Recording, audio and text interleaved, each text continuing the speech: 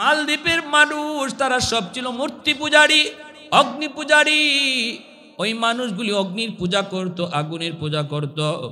এই মানুষগুলা তারা একদিন এই মালদ্বীপের মানুষ জেলেরা বেশি বেশি এরা মাছ ধরতো, সাগরে নামে মাছ ধরতো। মাছ ধরতে নামছে জেলেরা, হঠাৎ করে তাকায় দেখি একটা কাঠের উপরে ছোট্ট একটা বালক, 8 বছর 9 বছরের একটা বালক কাঠের উপরে ভাসতেছে। অর্থাৎ একটা জাহাজ, সৌদি আরবের জাহাজ এসে ডুবে গেল রে যুবক। ওই জাহাজের ভিতরে যতগুলি মানুষ ছিল সবাই মারা গেছে, কিন্তু একটা বালককে আল্লাহ কুদরতিভাবে বাঁচায় নিছে, যেই বালকের সিনার মধ্যে 30 পারা কোরআন। 7 বছর 8 বছর বয়সে কোরআনের হাফেজ হয়নি না হয় না? জোরে কর না, হয়নি না হয় না? 1 বছরও লাগে না, মাত্র 6 মাস, কোথাও 6 মাসও লাগে না, 3 মাসও হাফেজ হয়ে যায়। এটা বাহাদুরি করে সম্ভব? এটা কার দান? জোরে বলেন কার? হাফেজে কোরআন, হাফেজে কোরআন কাঠের উপরে ভাসতেছে। আল্লাহ নবীর দেশের মানুষ মালদ্বীপের জেলেরা নৌকায় তুইলা তারে বাঁচাইয়া বাজারে বিক্রি করবে গোলাম বানায়া। বাজারে উঠাইলো। মালদ্বীপের মানুষ তো এত সুন্দর নয়, কিন্তু এই বালকটা তো এত সুন্দর, পূর্ণিমার চাঁদের মতো চেহারা হবেই তো, কারণ আমার নবীর দেশে জন্ম, ঠিক না? বাজারে উঠাইলো, বিক্রি করবে। যে মানুষগুলা কিনতে আয় অনেক চড়া দাম চায়, কেউ নিতে পারে না। হঠাৎ করে একজন মহিলা, হিন্দু মহিলা, মূর্তি পূজারী, অগ্নি পূজারী, ওই মহিলা খবর পাইল মহিলার অনেক ধন আছে, দৌলত আছে, সম্পদ আছে, কিন্তু তার ছেলে সন্তান নাই, আছে শুধু একটা মেয়ে সন্তান। এ চিন্তা করলো মেয়েটাকে বিয়ে দেওয়ার পর স্বামীর বাড়ি চলে যাবে, আমাকে বৃদ্ধ বয়সে কে পালবে, আমাকে কে খাওয়াবে, একটা ছেলের তো আমার প্রয়োজন। অতএব এই ছেলেটাকে আমি যা পয়সা লাগে কিনে আনব। মহিলা পয়সা নিয়ে বাজারে হাজির হয়ে গেল। জেলেদেরকে বলতেছে কত টাকা লাগবে, নেও আমার কাছে বিক্রি করো। বিক্রি করে নিয়ে আইসা কয়, বাবা তুমি আমার গোলাম না, তুমি আমার পুত্র, তুমি আমার ছেলে, আমি তোমার মা। হাফেজ কোরআন মহিলাকে আম্মু কইয়া ডাকে, বোনটারে বোন কয়, বোনও তারে ভাই কয়। চলছে সুন্দরের সংসার, সুন্দরী চলছে। হঠাৎ করে একদিন হাফেজ কোরআন দেখে মা কাঁদতেছে। মা তুমি কেন কান্দো, কেন কান্নার কারণ কি? মহিলায় কয়, বাবা রে, ও বাবা, প্রতি বছর মালদ্বীপে সিডর হয়, জলোচ্ছ্বাস হয়।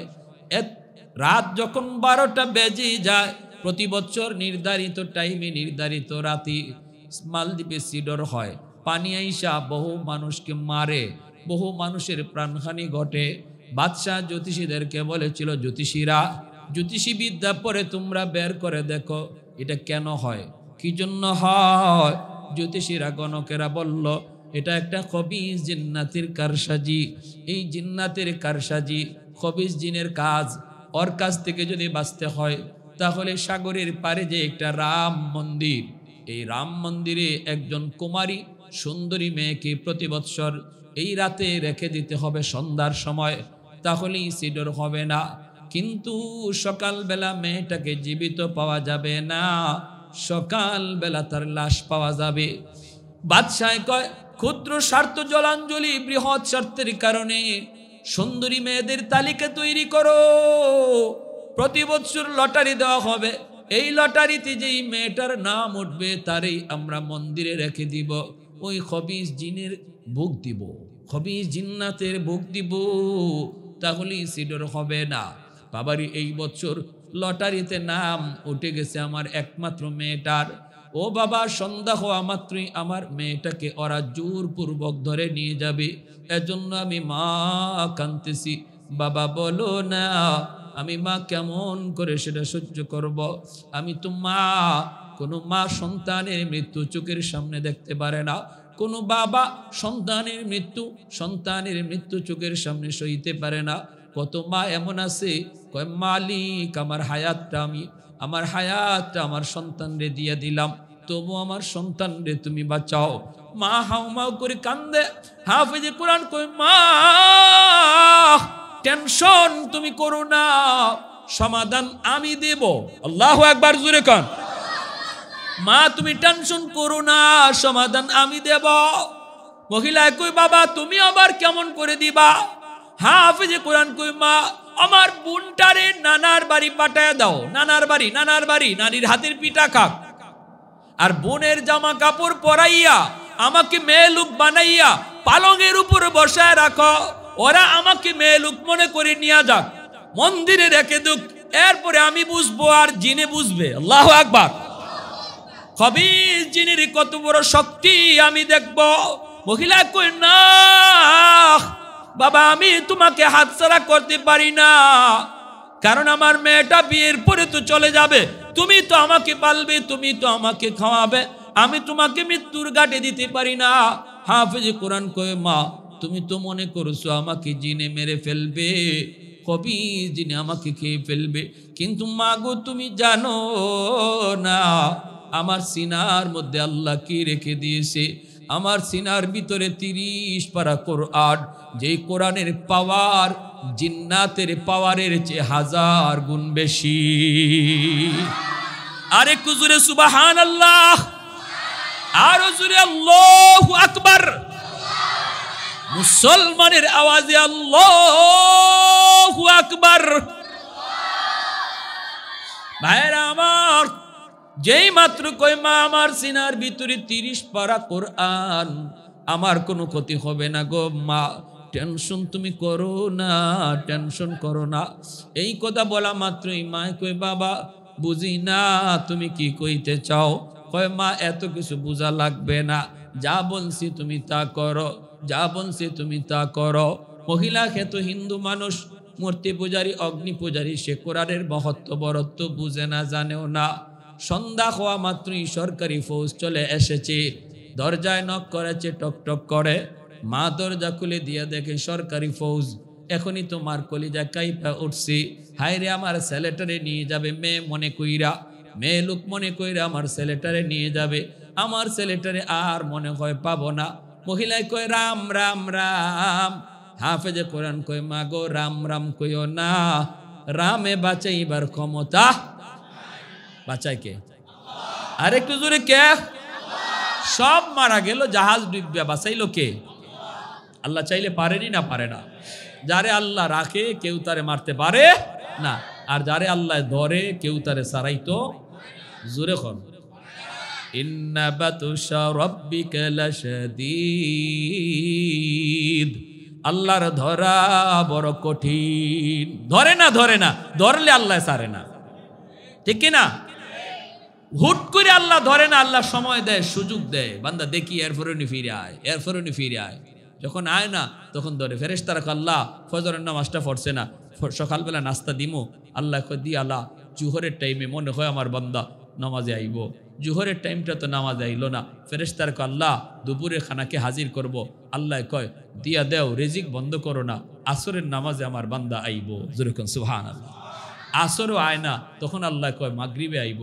আল্লাহ এতটা সুযোগ দিয়া দেয়। যেরকম সুবহানাল্লাহ। আলা কুল্লা ইয়াউমিন ওয়াল আরদা ইস্তাজিলু রাব্বাহু। জমিন কয় মালিক দাবায় দেই। ওয়াল মালাইকাতু ইস্তাজিলু রাব্বাহু ওয়াল বাহরা ইস্তাজিলু রাব্বাহু। ফেরেশতারা কয় আল্লাহ ধ্বংস করে দেই, আর কত দেখমু, আর গুনাহ কত দেখমু, আর সহ্য হয় না। আল্লাহ তুমি কও। জমিনে কয় আল্লাহ আর কত দেখমু, আর কত দেখমু, ভাল লাগে না। আল্লাহ আর কত দেখমু, সহ্য হয় না। সাগর মহাসাগর কয় আল্লাহ আর সহ্য হয় না। আমি এই বঙ্গোপসাগরের পারে আইসা কক্সবাজারের সমুদ্র সৈকতে তোমার কুদরত দেখা সুবহানাল্লাহ জিকির করব। তা না করে তারা নষ্টামি করে, গান বাজনা করে, বেহায়ামি করে, বেলাজি করে। ও মালিক আমি সাগর আর কত দেখব। আসবিরু ইলা মাতা আসবিরু। ধৈর্য ধরবো তো আর কত কাল ধরবো, ধৈর্য ধরবো তো আর কত কাল। আল্লাহ কয় উস্কুত, চুপ থাকো। আমার বান্দা বান্দির ভিতরে তোমরা নাক গলাবা না। আমি আল্লাহ আমার বান্দার অপেক্ষায় আছি। দিনের বেলা তওবা করলো আমি তওবা কবুল করব, রাতের বেলা তওবা করলো কবুল করব। যেরকম সুবহানাল্লাহ। কোনো এক টাইমে দেখো আমার বান্দা আমার কাছে তওবা করে কিনা, করলেই আমি আল্লাহ কবুল করে নিব। সুবহানাল্লাহ। আমার ভাইরা, এইবার দেখা গেল কয় কয় রাম রাম কে চিল্লাইতেছে। এখন হাফেজে কোরআন কয় আল্লাহ রে ডাকো, রাম হবে না, রাম রামে হবে না। আর তো ভগবান কইতে দেরি লাগে, ভগবান বানাইতে দেরি হয় না। বট গাছও ভগবান, গঙ্গা নদীও ভগবান, গাইও ভগবান, বট গাছও ভগবান, তুলসী গাছও ভগবান। আল্লাহ নবী বাইতুল্লাহর ভিতরে মূর্তি পাইছেন 360টা। মূর্তি আসিল বাইতুল্লাহ কয়টা? 360টা।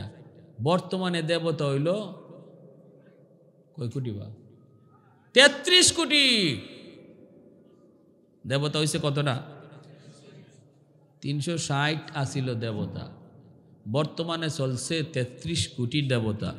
এটা যে আরো কত কোটি যায়, কারণ অবাক কিছু দেখলেই, আশ্চর্যের কিছু দেখলেই ভগবান বানাইতে দেরি হয় না। বট গাছ বয়স কত? 100 বছর, হয়তো ইডুই ভগবান। গাই, ওরে আল্লাহ দুধ দেয়, উলান কাটলে দুধ পাওয়া যায় না, তে ভগবান এটাই। তুলসী গাছ, কয় এটা কেন লাগে ভগবান? কয় এটা খাইলে, এটার পাতা খাইলে কাশ কমে যায়, তে এটাই ভগবান। হয়েছে নি? কাম হয়েছে? উসমান হারুনি ইনি গেছেন খাদেম লইয়া, শীতের দিন, প্রচণ্ড শীত, উনি অজু করবে, ওই অবস্থায় দেখতেছে কি যে পানিটা, অজুর পানিটা একটু গরম করবে উসমান হারুনি। তো খাদেমকে বলতেছে বাবা দেখতো একটু আগুন নি পাওয়া যায়, আমি একটু অজুর পানিটা গরম করব। তো খাদেম যায় পাইছে আগুন, কিন্তু আগুনের পাশে মানুষজন আগুনের পূজা করে। উনি গিয়া কয় ভাই একটু আগুন দিবা? ওই লোকগুলা কয় না, আমরা আগুনের পূজা করি, আমরা কোনো মুসলমানরে আগুন দিতে পারি না। খাদেম আইসা কয় হুজুর এরা আগুন দিবে না কেন? কয় ওরা আগুনের পূজা করে, এজন্য আগুন আমাগরে দিবে না। উসমান হারুনি তিনি খাজা মঈনুদ্দিন চিশতি রহমতুল্লাহি আলাইহির উস্তাদ, তিনি চলে গেছেন, গিয়া বলতেছে ভাই একটু আগুন দাও না। কয় না, বললাম তো দিব না। কেন? কয় আমরা আগুনের পূজা করি। কেন? কয় আগুনের পূজা করি এজন্য, আমাদের বাপ দাদাও করছে। কেন করছে? কয় যা শুনছি আগুনের পূজা করলে মরণের পরে আগুন জ্বালাবে না, আগুনে একটু মায়া করবে, এজন্য আমরা দুনিয়াতে আগুনের পূজা করি। উসমান হারুনি কয় ভালো কথা, মরার পরে যদি আগুনে তোমাদেরকে মায়া করে, পূজা করলে তাহলে তো পূজা করতায় আরো বেশি করে করো, তবে একটু টেস্ট করে দেখো না তোমাদের পূজা এই মূর্তি কবুল করতেছে কি না করতেছে না, সে কি তোমাদের পূজার উপরে সন্তুষ্ট না অসন্তুষ্ট, এটা একটু টেস্ট করে দেখো দুনিয়াতে। মূর্তি পূজারীরা কয়, আগুন পূজারীরা কয় এটা আবার কেমনে? উসমান হারুনি কয় আঙ্গুলটা আগুনের মধ্যে দিয়া দেখো আঙ্গুল জ্বালায় কিনা, যদি আঙ্গুলটা না জ্বালায় তাহলে বুঝবা তোমাদের উপরে আগুন সন্তুষ্ট, মরণের পরেও জ্বালাবে না। আর যদি দুনিয়াতে আঙ্গুল জ্বালায় তাহলে বুঝবা এই পূজায় কাম হইতেছে না, মরার পরে আঙ্গুল না খালি পুরা বডি জ্বালায় সার করব। এই অগ্নি পূজারীরা কই রে মৌলবী তো বড় চালাক রে, আইসা আমার ঘরে আগুন দিয়ে জ্বালাইতো। কয় মেয়ে আগুনের অভ্যাসই তো জ্বালানো, আগুনের মধ্যে যা দেয় তাই তো জ্বলে, আগুনের স্বভাবটাই তো জ্বালানো। উসমান হারুনি কয় না, আগুনের স্বভাব জ্বালানি না, আগুন তার মালিকের কথায় চলে, মালিক যদি ইশারা দেয় তা জ্বালায়, যদি ইশারা না দেয় জ্বালায় না। এজন্য ইব্রাহিম খলিলকে জানায় নাই, মুসা কালিমুল্লাহকে তুর পাহাড়ে জ্বালায় নাই। অগ্নি পূজারীরা কয় মিয়া মুসা ইব্রাহিম বুঝি না, তুমি কিছু পারবাইনি দেখাও, আমরা যা দেখি আগুনে জ্বালায় না, আগুনে জ্বালায়। উসমান হারুনি কয় তাহলে দেখবা, এই বইলেই ছোট্ট একটা বাচ্চারে টাস করে কুলে নিয়া একটা লাভ দিয়া আল্লাহু আকবার কইয়া আগুনের ভিতরে চলে গেছে। মূর্তি পূজারীর দল একজন আরেকজনরে কয় রাম রাম রাম রাম রাম, কয় মৌলবী মরছে মরুক, কিন্তু আমাদের ছোট বাচ্চাটার কি দোষ ছিল? পোলা লইয়া তো একটা লাগতেছে। উসমান হারুনি আগুনের ভিতরে, ওরা চিল্লাইতেছে, চিল্লায় নিজের বাচ্চার লাগে, উসমান হারুনি লাগে না, উনি জ্বলছে জ্বলুক, বাচ্চাটারে জ্বলে গেছে। হঠাৎ করে তাকায় দেখে আগুনের ভিতরে উসমান হারুনি ছোট বাচ্চাটারে চুমা খায়, আদর করে আগুন আগুনের মতো কইরা লাফায়। আল্লাহর ওলিয়ার বাচ্চাটার গায়ে আগুন লাগে না। আবার তিনি আগুনের ভিতর থেকে বেশ কিছুক্ষণ সময় কাটাইয়া আল্লাহু আকবার বলে তিনি বের হয়ে আসলেন। এইবার অগ্নি পূজারীরা কয় হায় হায় হায়, এতদিন যাবত আমরা কারে ভগবান কই? আগুন তো ভগবান না, আগুনের চেয়ে বড় ভগবান হলো যারে আগুন জ্বালাইছে না। ওই বুঝছেন ভগবান কেমনে বাড়ায় দেখেন। এখন উসমান হারুনির সেজদা দেওয়া শুরু করছে, কয় আপনিই ভগবান, আগুনে আপনারা জ্বালাইছেন আপনি। উসমান হারুনি লাঠি লইয়া, জাহিলের জাহিল, তোমরা তো দেখলেই ভগবান কইতে দেরি। আরে আমারে যে আগুন জ্বালাইছে না, এটা আমার কোনো কৃতিত্ব আর বাহাদুরি না। আমি যেই মালিককে মালিক কয়া ডাকি, আমি যেই মালিকের পূজা করি, গুণগান গাই, এই মালিকের যদি ইবাদত বন্দেগী তোমরা করো আর তারে চিনো আর তারে মানো, তাহলে আগুন তোমরারেও জ্বালাবে না, সাথে সাথে সব কালেমা পরে মুসলমান হয়ে গেল। ভাইয়ের আমার, মহিলায় কয় রাম রাম, হাফেজে কোরআন কয় না, চিল্লায় না। এরপরে সরকারি ফৌজগুলি ভিতরে ঢুইকা চেহারা দেইকা কয় হায় রে, এত সুন্দর মেয়েটা, আজ আমরা এই মেয়েটাকে জিন্নাতের ভোগ বানাবো, রাম মন্দিরে রেখে দিব। হায় হায় হায়, হাফেজে কোরআনকে নিতে চায়। ভাইয়েরা বন্ধুরা, সে বলতেছে আমাকে ধরা লাগবে না, আমাকে টান দিতে হবে না, জোর জবরদস্তি করতে হবে না, আমি নিজেই মন্দিরে যাব। এই বইলে সে রওনা দিল। বলুন তো, মেয়ে লোকের পোশাক পইরা যে বসা, সে কি মেয়ে লোক নাকি ছেলে? মেয়ে না ছেলে? সরকারি সৈন্যরা কয় মেয়ে, এটা মনে করে নিতেছে, ভালো কথা। মন্দিরে রাখছে, রাখে চলে আসছে, সকালবেলা গেলে লাশ আনবে। আর হাফেজ সাহেব মন্দিরের ভিতরে ঢুককেই মেয়ে লোকের পোশাক খুললা, ভিতরে তার যে পোশাক ছিল এই পোশাক রাখা, জায়নামাজ একটা ছিল, জায়নামাজ মন্দিরের ভিতরে জায়নামাজ বিছাইয়া আল্লাহর কদমে সেজদা দেওয়া শুরু করছে। ঘটনা লিখছেন কে? বিশ্ববিখ্যাত পর্যটক আল্লামা ইবনে বতুতা।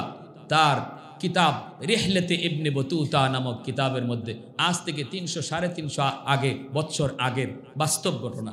বর্তমানে মালদ্বীপ একটা মুসলিম দেশ, কিন্তু তখনকার 300-350 বছর আগে মুসলিম দেশ ছিল না। কেমন করে মুসলিম হলো এই মালদ্বীপের জনগণ, সেই ইতিহাসটা বলতেছি।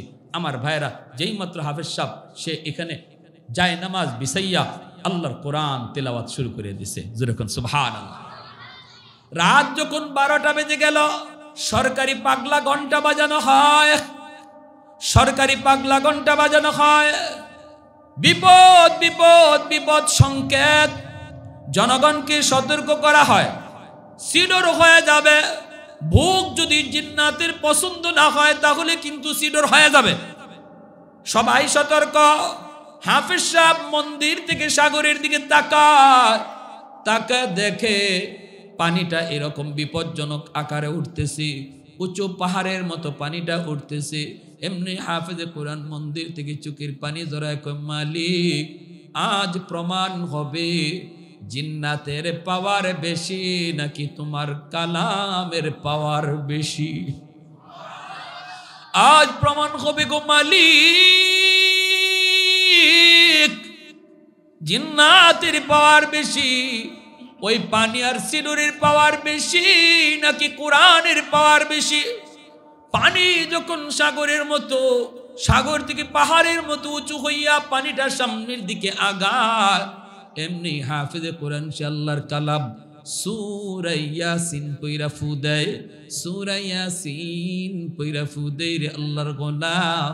সূরাতুল ইয়াসিন হলো কোরআনের হৃৎপিণ্ড, সূরাতুল ইয়াসিন হলো কোরআনের হৃৎপিণ্ড। এই সূরার অনেক দাম, অনেক দাম। এই সূরা পইরা যখন ফু দেয়, আল্লাহ পাক এই ফুটাকে অ্যাটম বোমার মতো শক্তিশালী বানাইয়া পানির বিপরীতে আল্লাহ পাঠায় দেয়। সাগরের মাঝামাঝিতে যে আক্রমণ করে, পানিটা আবার পানির মধ্যে দেবে যায়, সিডুর আর হয় না। সাগরের মধ্যে পানিটা আবার নিস্তেজ হয়ে যায়। সকালবেলা তারা গেছে লাশ আনার জন্য, সকালবেলা গেছে লাশ আনার জন্য, যা দেখে লাশের কোনো বংশ নাই, বরং মন্দিরের ভিতরে একজন হাফেজে কোরআন কোরআন তেলাওয়াত করতেছে। সরকারি ফৌজরা যে কই লাশ কই? হাফেজ সাহেব কয় লাশ কোথায় পাবা? কয় কেন, গত রাত যে আমরা মেয়েটারে আনলাম। কয় গত রাত তোমরা মেয়ে লোকরে আনো নাই, কারে আনছি? কয় আমারই আনছ। চোখগুলো বড় বড়, কি কষ্ট, আমরা আনলাম মেয়ে মানুষ, তুমি ছেলে মানুষ। আরে বলো, আমি আমার বোনের কাপড় চোপড় পইরা মেয়ে লোক সাজ্যে বসা আসিলাম। তো তুমি বসা আসিলা মন্দিরে, তুমি আসিলা? বলে হ্যাঁ মন্দিরে আমি ছিলাম। কত সিডরও হলো না, তুমিও মরলা না। সিডরও হলো না, তুমিও মরলা না। ঘটনা কি? হাফেজে কোরআন কয়, তোমরা কি মনে করেছো আমাকে জিন্নাত মেরে ফেলবে? তোমরা তো কেউ জানো না আমার সিনার ভিতরে আল্লাহ কি পরিমাণ পাওয়ার রেখে দিয়েছে। 30 পারা কোরআন, ওই কোরআনের পাওয়ার সিডুর আর জিন্নাতের পাওয়ারের চেয়ে 1000 গুণ বেশি। আমি 30 পারা কোরআন পড়া লাগে নাই, শুধুমাত্র সূরা ইয়াসিন পড়ছি রে। ইয়াসিনের পাওয়ারটাকে আল্লাহ পাক এত বড় বানাইয়া সিডুরের মোকাবেলায় পাঠাইছে। পানি পানি জায়গায় দেবে গেছে, সিডুর হয় নাই। সাথে সাথে এই খবর বাদশার কানে চলে গেল। বাদশাহ মন্ত্রী পরিষদ লইয়া মন্দিরে হাজির। হাফেজে কোরআনের সাথে দেখা করে। বাবা কি কও, একটু ভালো করে বলো। হাফেজ সাহেব যখন তার বাস্তব ঘটনাগুলি সব শোনায় দিল, বাদশার চোখ দিয়ে দর দর করে পানি পড়ে। বাদশাহ কয়, হাফেজে কোরআন, ও আল্লাহর কালামের হাফিজ রে, এতদিন পর্যন্ত আমরা অন্ধকার ধর্মে ছিলাম, আমরা তো আল্লাহ চিনি নাই, মালিক চিনি নাই। আজ তুমি আইসা আমাদের কোরআনের পরিচয় শিখাইয়া দিছ, কোরআনের পরিচিতি আমাদেরকে জানাইছ। তবে আমার ইচ্ছা, মনের ইচ্ছা হলো আগামী বছর আমি নিজের চোখে কোরআনের পাওয়ারটা দেখতে চাই। যদি এমনই হয় তাহলে কথা দিলাম, আমি বাদশা শুধু না, মন্ত্রী পরিষদ জনগণ লইয়া একসাথে তোমার হাতে কালেমা পড়ে মুসলমান হব। আগামী বছর এই দিনে আবারও তারে মন্দিরে রেখে দেওয়া হয়। সিডর হবে, আবারও সে এরকম কোরআন পয়রা ফু দেয়। আল্লাহ পাক কোরআনের পাওয়ার বাদশারে দেখাইলেন, মন্ত্রী পরিষদরে দেখাইলেন, জনগণরে দেখাইলেন। সবাই এক বাক্যে তখন হাফেজ সাহেবের হাতে হাত রেখে কালেমা পরে মুসলমান হয়েছে। সেই দিন থেকে মালদ্বীপের ইতিহাস হলো বদলে গেল, মানচিত্র বদলে গেল, ধর্মের পরিচিতি বদলে গেল। আজ বিশ্ব মানচিত্রে মালদ্বীপ হলো একটা ইসলামী রাষ্ট্র, একজন হাফেজে কোরআনের খাতিরে। আরেকটু জোরে কোন সুবহানাল্লাহ। ভাই মনে রাখবা, কোরআনের হাফেজের বাপ মাকে আল্লাহ পাক হাসরের মাঠে ডাক দিয়া কইব, কই আমার কোরআনের হাফেজের বাপ মা? আমি আল্লাহ নূরের মুকুট লইয়া বসা, নূরের মুকুট লইয়া আল্লাহ পাক বসা থাকবি। দুনিয়াতে আজকে উস্তাদগণ তাদেরকে পাগড়ি মাথায় দিয়ে দিবে, কিন্তু আমরা যারা পাগড়ি দেব বাচ্চাদেরকে, এই বাচ্চাগুলির বাপ মার চেহারার দিকে আল্লাহর মায়ার নজর। কারণ দুনিয়ার জগতে তার বাপ মা কত কথা শোনা লাগছে, মানুষজন তারে বাধা দিছে, কতজনে কত কথা বলছে, না মাদ্রাসায় পড়ায় না, মাদ্রাসায় পড়লে খাইবে কেমনে, চলবে কেমনে, সংসার পালবে কেমনে, বউ পালবে কেমনে, কত কত কথা, কত কথা। সমাজের মানুষ চলতেছিল একদিকে স্রোতের তালে তালে, স্কুল কলেজ ভার্সিটির দিকে, কিন্তু যেই হাফেজে কোরআনের বাপ মা স্রোতের তালে তালে চলে নাই, স্রোতের উল্টা দিকে চলছে আমার আল্লাহকে খুশি করার জন্য। ওই বাপ মার চেহারার দিকে আল্লাহ মায়ার নজরে তাকায়। কিয়ামতের ময়দানে আল্লাহ পাক এরকম একটা পাগড়ি লইয়া দাঁড়ায় থাকবে আর বলবে, আসো দুনিয়াতে তোমাদের সন্তানের মাথায় পাগড়ি পরাইছে মানুষ, আজ হাসরের মাঠে পাগড়ি পরাবো তোমরা বাপ মার মাথায় আমি আল্লাহ নিজে। মান করা আল কুরআন ওয়া আমিলা বিমা ফিহি উলবিসা ওয়ালিদাহু তাজান ইয়াউমাল কিয়ামা। এজন্য ধন্য ওই বাপ মা, যেই বাপ মার সন্তান আজকে পাগড়ি নিবে, ধন্য ওই দাদা, ধন্য ওই দাদি, যেই দাদা দাদির নাতিটা আজকে পাগড়ি নিবে। ভাইরে, এজন্য মনে রাখবা, সন্তান কিন্তু রেখে যাব আমি আপনি কবরে। এই সন্তান যদি সদকায়ে জারিয়া হয়, সে যদি হাফেজ হয়, আলেম হয়, কিয়ামত পর্যন্ত তার দ্বারা হাফেজ হবে, আলেম হবে। আমার গুনার কারণে যদি আমি কবরে শাস্তি পাই, আমার আওলাদের খাতিরে আল্লাহ কবরকে জান্নাতের বাগান বানাবে। ছোট বাচ্চাটা বাবার কবরের পাশে গিয়ে ইয়াসিন তেলাওয়াত করে, ছোট বাচ্চাটা দাদার কবরের পাশে গিয়ে ইয়াসিন তিলাওয়াত করি, আল্লাহ পাক কবরের আযাব মাফ করে জান্নাতের বাগান বানায়। আর যদি সন্তানটারে তুমি দিন না শিখাও, বাবার কবরের পাশ দিয়া গান গায়া গায়া চলে যাবে, মোটো দিলের মধ্যে লাগবে না। আমার সন্তান আমার কবরের পাশে গান গাইবে না তেলাওয়াত করবে, সিদ্ধান্ত নিবে বাপ মা। জোরে কোন ঠিক না? সিদ্ধান্ত নিবে বাপ মা। বাপ মার সিদ্ধান্ত যদি সঠিক হয়, সন্তান মা বাবার কবরের পাশে ইয়াসিন তিলাওয়াত করবে। বাপ মার সিদ্ধান্ত যদি রং হয়, বন্ধু বান্ধব নিয়ে গান গায়া মোবাইল টিপে টিপে চলে যাবে, পাশেই বাবার কবর মায়ের কবর একটু দিলে বাঁচবে না। ভাইরে, এমন সন্তান দুনিয়ায় রাখার কোনো অর্থ নাই। সন্তান দুনিয়াতে জন্ম দেওয়ার, সন্তান দুনিয়াতে রেখে যাওয়ার বাপ মার জন্য বহুত বড় সম্পদ হওয়া চাই সদকায়ে জারিয়া। আমি আমার গুনার কারণে আটকা পড়ে গেল, সন্তানের উসিলায় যেন আল্লাহ মাফ করে দেয়।